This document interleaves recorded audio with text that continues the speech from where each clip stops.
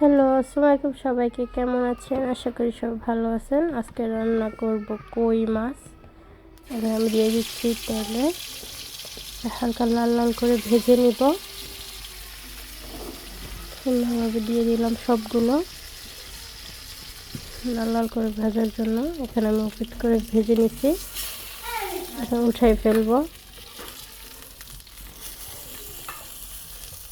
এক এক করে সবগুলো উঠে নিচ্ছি আমি। এখন ভাজবো আলুগুলো লাল লাল করে ভেজে নিব। দিয়ে দিলাম সামান্য হলুদ গুঁড়ো। আলুগুলো ভেজে নিচ্ছি আমি। আলুগুলো হালকা লাল লাল করে ভাজবো। দিলাম তেল কড়াইতে, দিয়ে দিলাম পেঁয়াজ, হালকা লাল করে নিব। সব মশলা, হলুদ, মরিচ, লবণ, ধনিয়ার গুঁড়ো ভালোভাবে কষাই নিব। কষানো হয়ে গেছে, কষানোর তেলটাও বেরিয়ে আসছে। কত সুন্দরভাবে কষাই নিচ্ছি। এখন দিয়ে দেব আলুটাও হালকা কষাই নিব সুন্দর করে। কত সুন্দর লাগছে। আলুগুলো কষানো হয়ে গেছে, দিয়ে দিব পরিমাণ মতো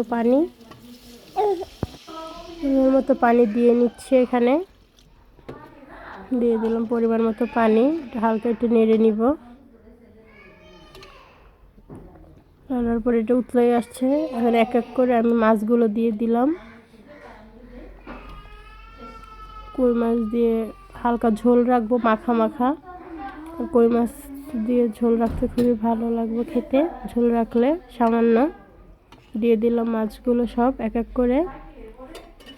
এখন দেখেন কতটা সুন্দর দেখাচ্ছে। দিয়ে দিলাম ঢেকে। এখন আবার একটু উঠাবো। আমার তরকারিটা উতলাই আসছে। এখন দিয়ে দেব ধনিয়া পাতা। দিয়ে দিলাম দেশি ধনিয়া পাতা, দিয়ে দিলাম। কালারটা দেখেন। দিয়ে দিলাম আবারও ঢেকে। এখানে আমার রান্নাটা পুরাই কমপ্লিট। কত সুন্দর কালার আসছে। একদম মাখা মাখা রাখছি, বেশি ঝোলও রাখি নাই। সবাই আমার লাইক কমেন্ট